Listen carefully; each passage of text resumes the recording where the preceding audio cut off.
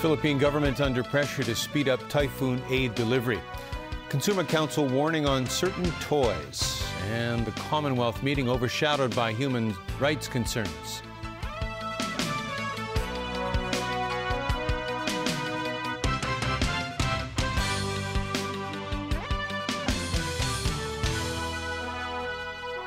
Good evening. Aid to survivors of Super Typhoon Haiyan in the Philippines is coming in, but not fast enough. The masses are complaining they're starving. There's no water, and their dead loved ones are still lying in the streets.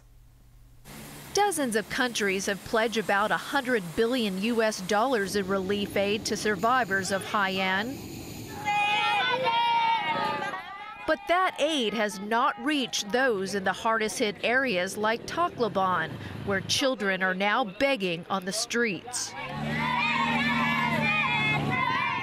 Officials say the battered roads and having no way to communicate are hampering relief efforts, a problem the World Food Program is trying to fix.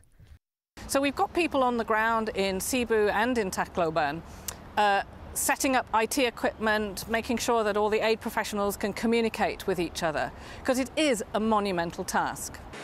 With so many people starving, emotional scenes erupted at Tacloban Airport, where men, women, and children were turned away from boarding planes. This woman says her family hasn't received any food. Her siblings are dying of starvation, and authorities have no clue when help will arrive. There is a group of American doctors in Tacloban working around the clock tending to the wounded. But life-saving medicine and medical supplies are scarce. That's where a medical team from Taiwan will greatly help.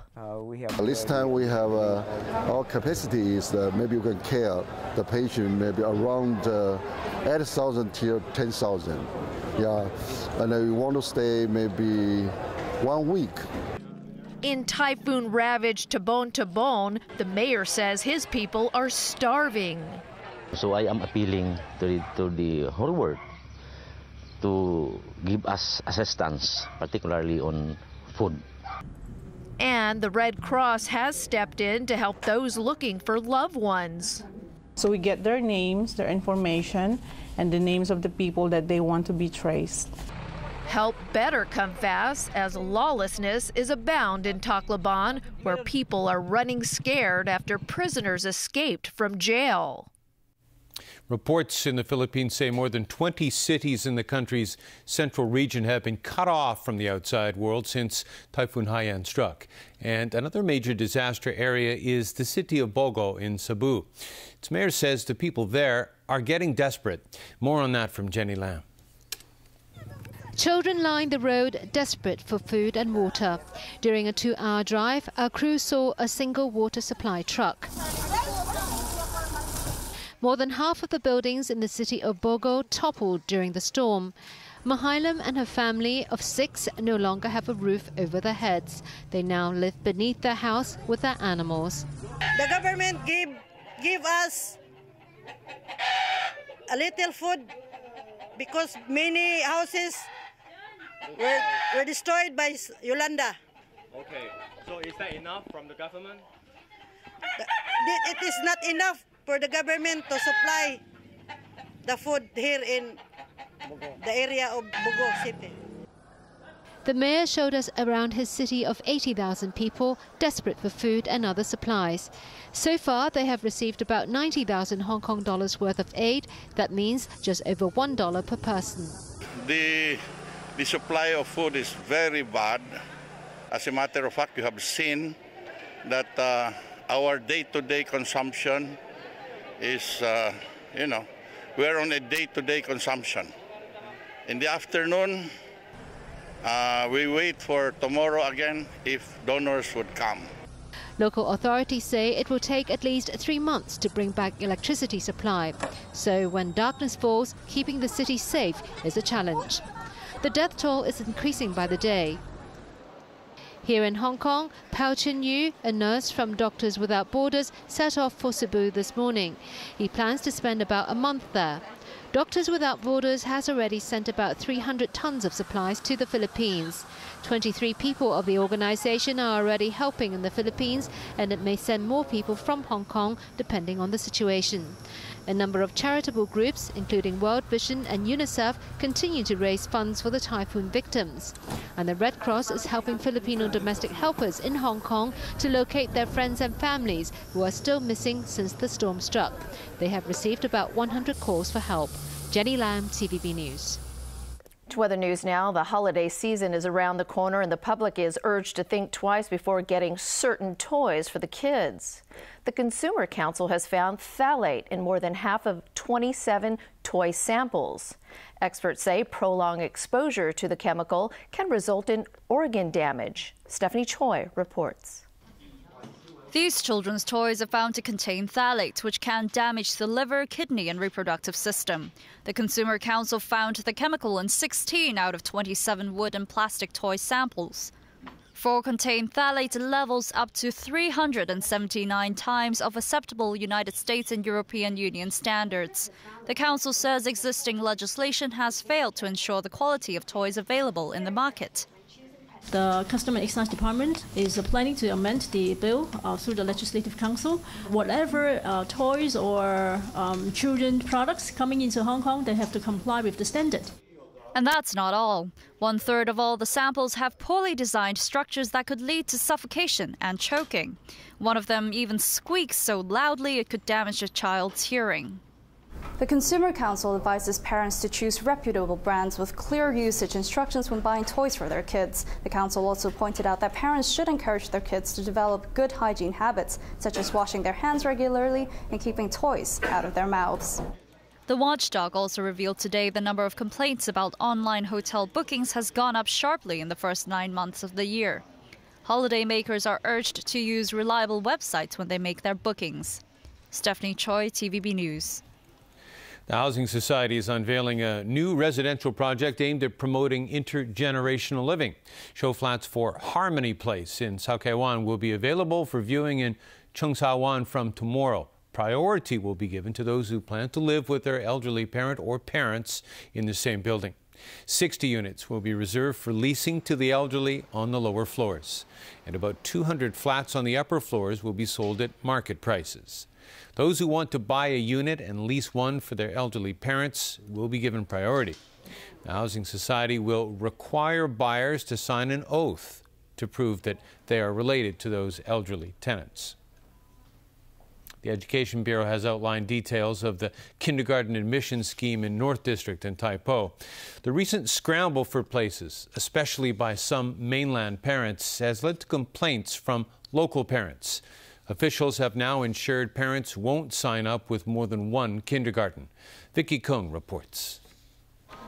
To prevent scenes like these from happening again, education officials have come up with details on how parents should register for a kindergarten place in North District and Tai Po. Under the One Student, One Place scheme, kindergartens will announce their admission results in December. Parents are allowed to select only one school and sign up between December 11th and 14th. A registration letter will be sent to the kindergartens around December 20th to confirm a student's place. Then, the registration dates will be advanced by 1 month. Parents could now register with the kindergartens between January 10th and 13th. And for those who signed up with more than one kindergarten will not be issued a registration letter. The Education Bureau will hold 16 forums from the 24th of this month targeting local parents. And the Bureau will use other means to give information to parents on the mainland. Vicky Kung, TVB News. Questions about Sri Lanka's human rights record have overshadowed the start of a Commonwealth summit on the island nation. The country's president rejected allegations government forces overstepped the mark when ending a decades-old civil war 4 years ago.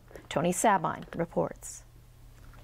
As Sri Lanka gears up for the Commonwealth Heads of Government meeting, a gathering of nations that were formerly part of the old British Empire, the host president was forced to defend his country's human rights record. Mahinda Rajapaksa was asked about allegations of human rights abuses inflicted on ethnic Tamils and rebels when the conflict ended in 2009. We have a legal system in Sri Lanka. If anyone who wants to complain about a human rights violation in Sri Lanka, whether it is torture, whether it is rape, whether it is... We have a system. Sri Lanka has always denied allegations of human rights abuse, insisting its forces acted legally when ending the 27-year-old civil conflict.